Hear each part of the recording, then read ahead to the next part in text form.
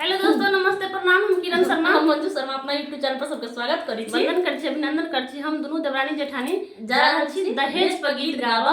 अखन के जमाना में देखियो बेटा वाला सब की कर रहल छै कि बेटा के पढ़ा लिखा के बहुत आगा बढ़ा दै छथिन। इनको बेटा छै, देखबी दहेज लेते कि नहीं हम सब ओहन काम नहीं करबे।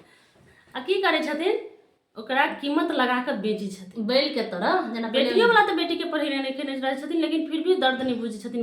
बेटी वाला के बेटा वाला 2 लाख 4 लाख दहेज लगा बेटा के बेच के ब्याह करे छथिन। ओहि पर हम सब गीत बनेलिए। अगर अहाँ सबके गीत केहन लागल कमेंट करके जरूर बताएं, और गीत अहाँ सब फुल वॉच करके जरूर सुनब।